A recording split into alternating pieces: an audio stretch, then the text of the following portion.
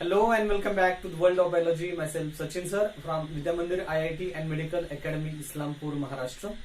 We are discussing about the chapter Principles of Inheritance and Variations, and now we are going to study the concept of linkage.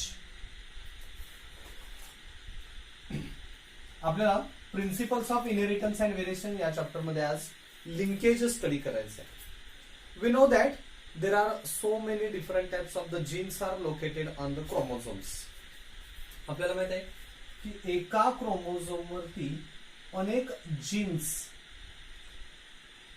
Locate केलेले असतात. एका chromosomes वरती अनेक jeans लाय होतात. म्हणजे हा एक क्रोमोझोम आहे.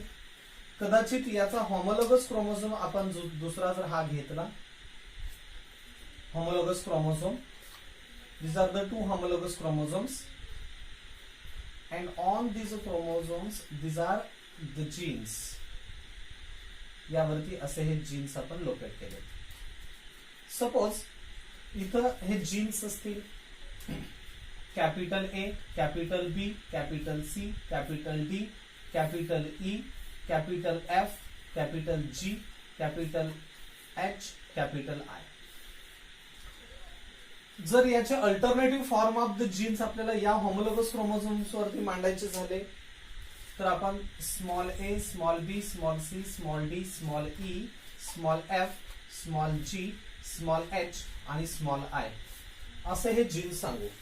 So each pair of homologous chromosome consists of the set of genes. Number of genes are located on one chromosome. एका क्रोमोझोम वरती अनेक जीन्स आहेत. या त्याच्या होमोलॉगस क्रोमोझोम वरती वेगवेगळे जीन्स आहेत. We know that the chromosomes are the carriers of genes from one generation to other generation, from parents to their offsprings. Chromosomes are the carriers of the genes. They are the carriers of heredity from one generation to other generation.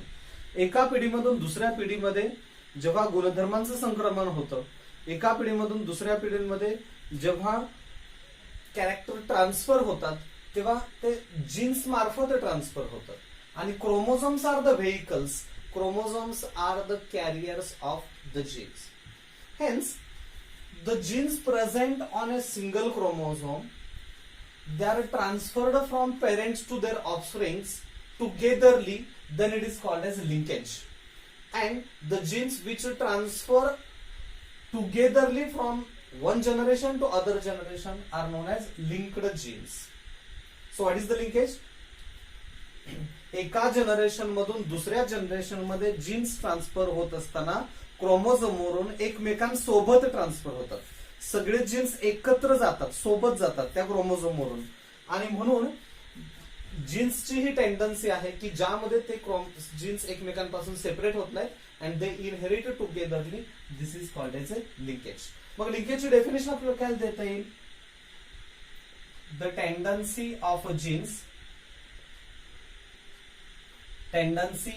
Jeans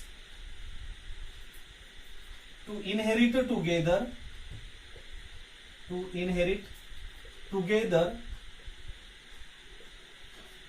from one generation to other generation. The tendency of genes to inherit together from one generation to other generation is known as linkage. याला linkage म्हणता येते. The tendency of genes to inherit together from one generation to other generation is known as linkage, or the tendency of genes to inherit together from parents to their offsprings known as linkage. And the genes which are inherited from parents to offsprings are known as linked genes. The genes which inherit togetherly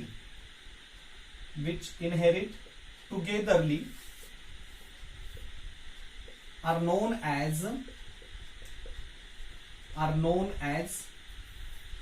linked genes.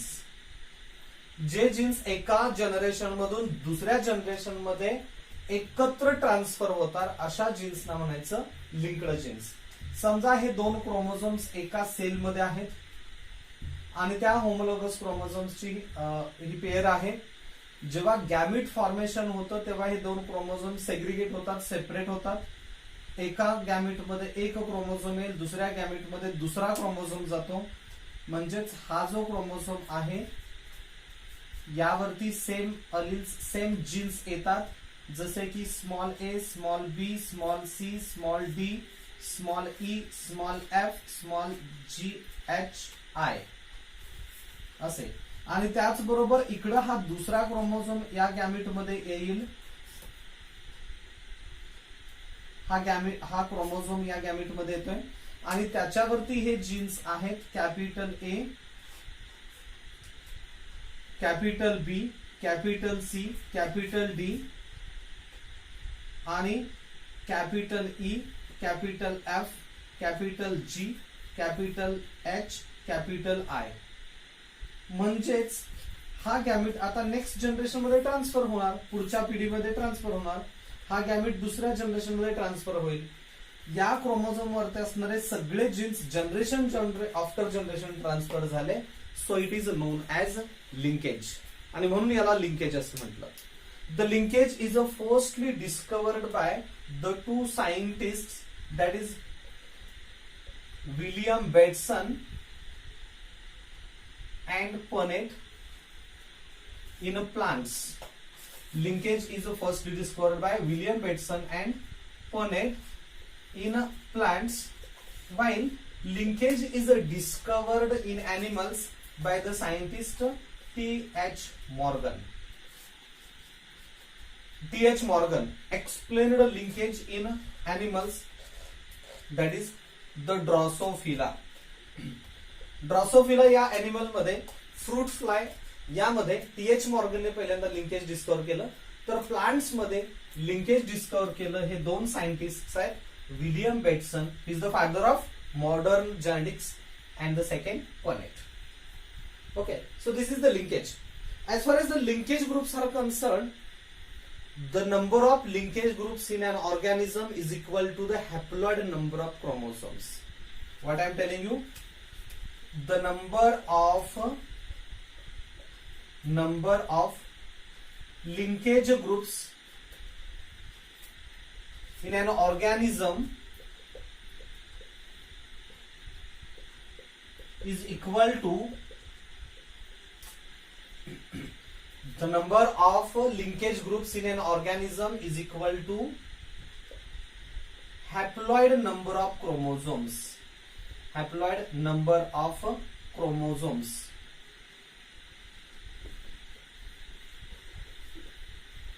Linkage groups आपण इथे सांगतोय. म्हणजे बघा की हा एक homologous क्रोमोझोम्सची pair आहे आणि या क्रोमोझोम वरती हे जीन्स आहेत A, B, C, D, E, F, G, H, I.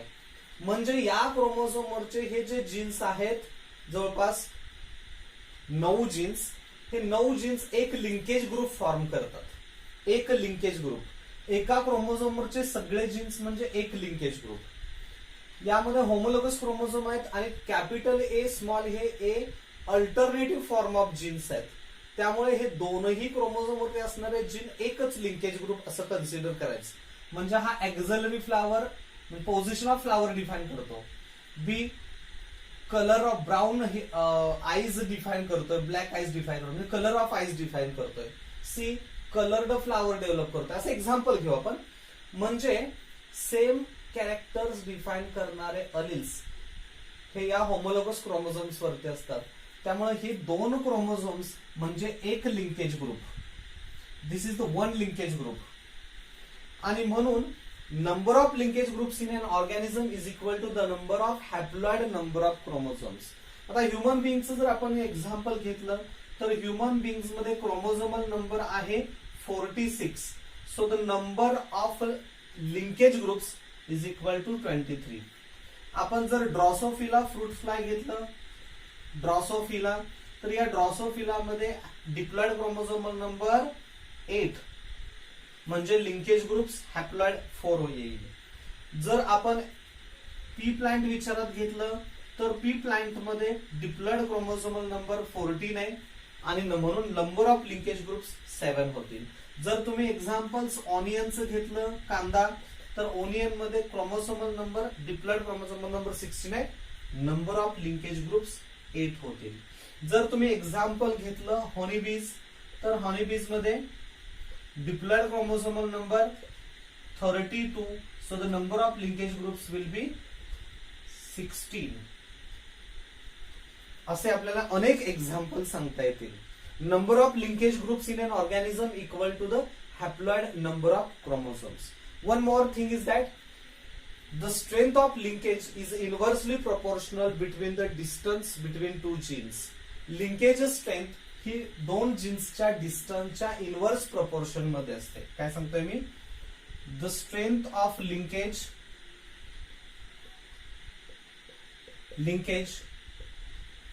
is inversely proportional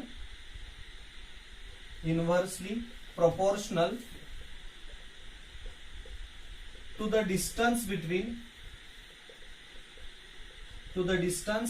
between two genes. दोन जीन्सच्या मध्ये डिस्टन्स जेवढं जास्त असेल तेवढं लिंकेज स्ट्रेंथ कमी असते आणि दोन जीन्स मध्ये डिस्टन्स जेवढं कमी असेल तेवढं लिंकेज स्ट्रेंथ जास्त असते. म्हणजे कॅपिटल ए कॅपिटल बी हे दोन जीन्स एकमेकाच्या जवळ आहेत आणि ते जास्त काळ एकत्र राहणार, ते लवकर सेपरेट होणार नाहीत कारण डिस्टन्स कमी आहे. डिस्टन्स जेवढं कमी असेल तेवढं लिंकेज स्ट्रेंथ जास्त असते. A and B are linked genes, strongly linked genes, but capital A and capital I are weakened or weak linked genes. हे स्ट्रॉंगली लिंक्ड आहेत आणि ए आणि कॅपिटल आय हे वीकर्ड लिंक्ड जीन्स आहेत. का?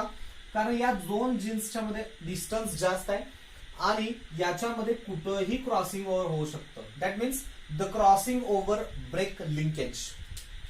Crossing over break linkage. Crossing over मुळे linkage break केलं जातं.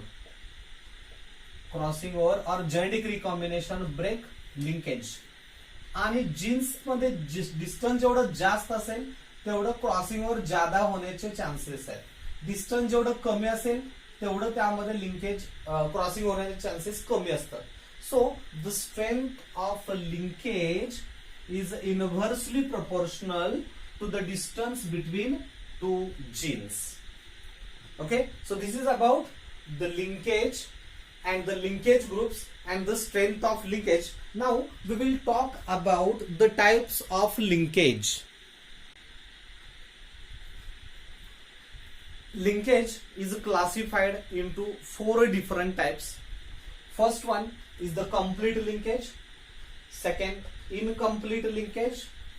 Third type is the complete sex linkage. Complete sex linkage. And fourth, the incomplete sex linkage. Linkage is classified into 4 types: complete linkage, incomplete linkage, complete sex linkage, and incomplete sex linkage.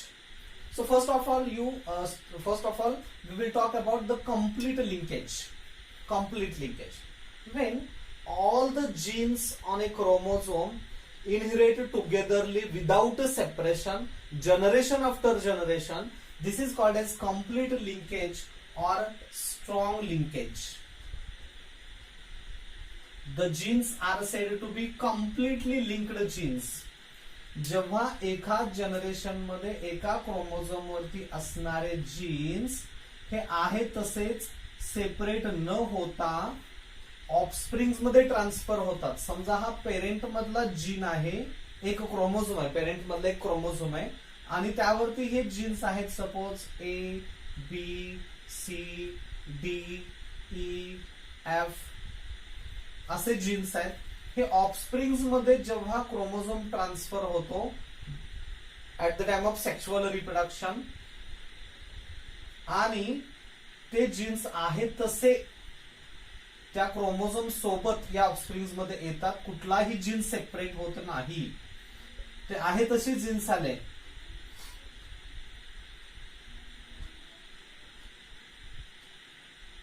हे सगळे jeans आले म्हणून हे असतं complete linkage.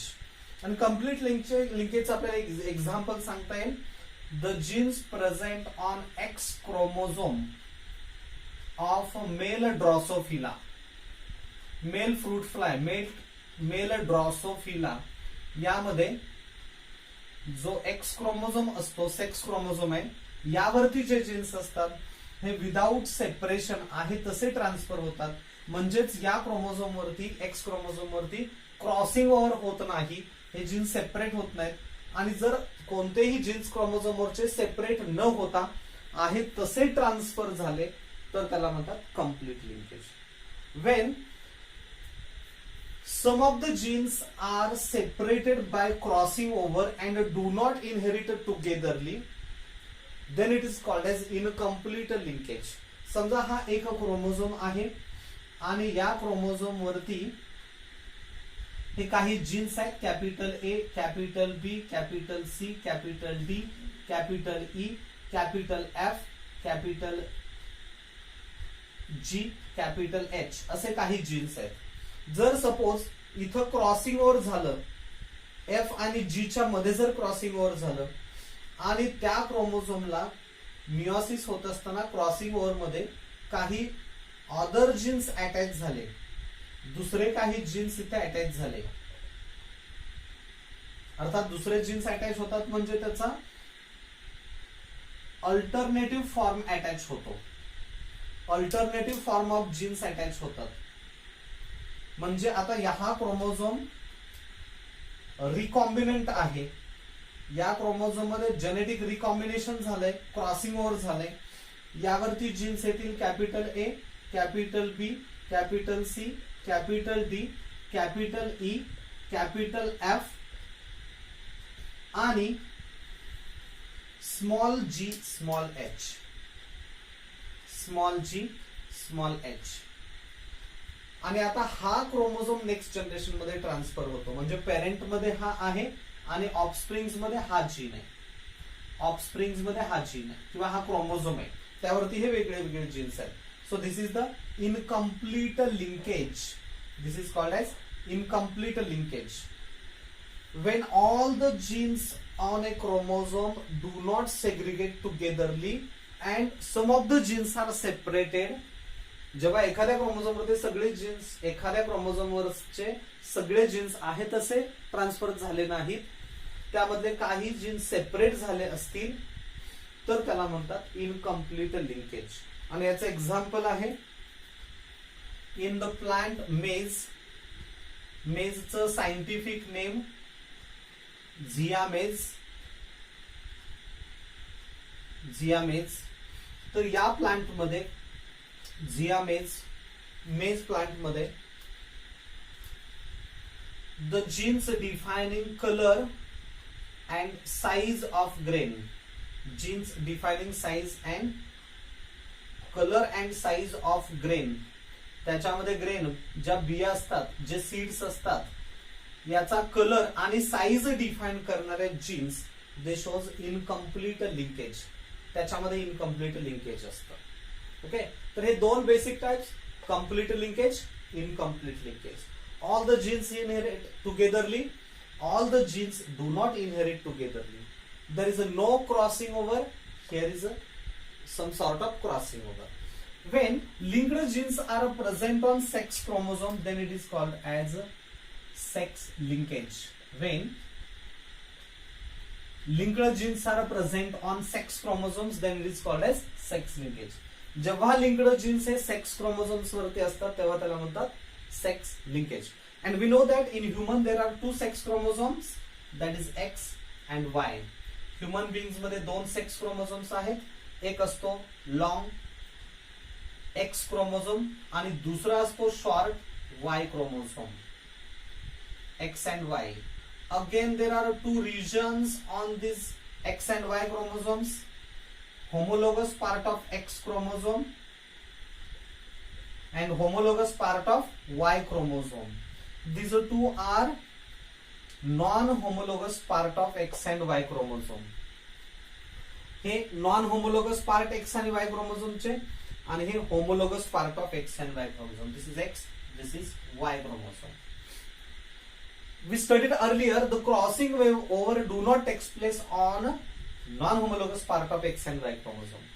या non homologous part वरती कधीही crossing over होत नाही. म्हणून इथं जे जीन्स असतात ते completely sex linked genes and the phenomenon is complete sex linkage. Okay, genes present on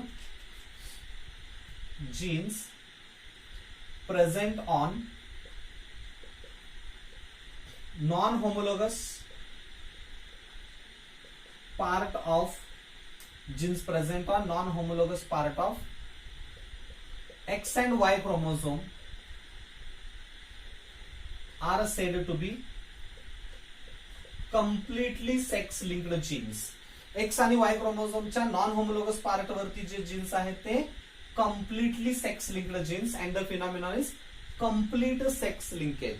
complete sex linkage याच्यामध्ये क्रॉसिंग ओव्हर कधीही होत नाही. So the genes present on non homologous part of X chromosome are known as X linked genes and the genes present on non homologous part of Y chromosome are known as Y linked genes. Y linked jeans, जे genes X क्रोमोझोमच्या non homologous part वरती आहेत इथं आहेत ते X linked, आणि जे genes non homologous part वरती वाय क्रोमोझोमचे आहेत ते Y linked jeans.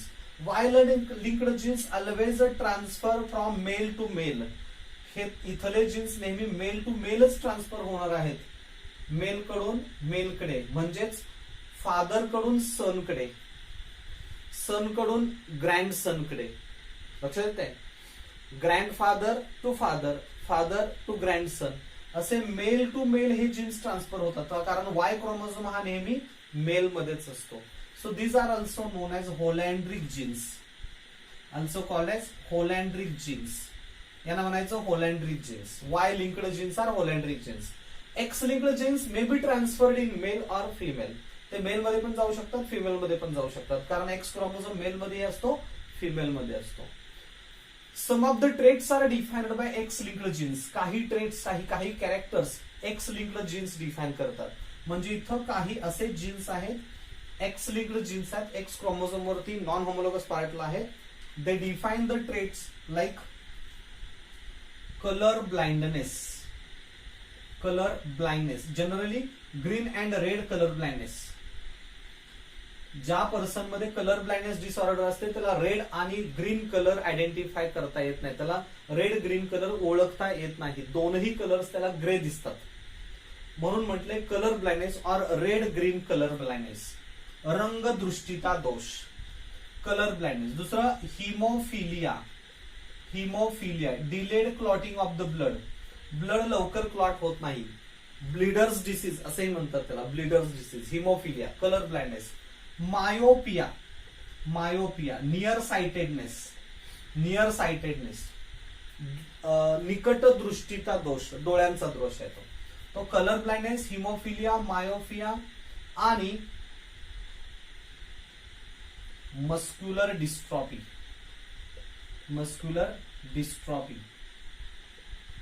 This is the muscle disorder.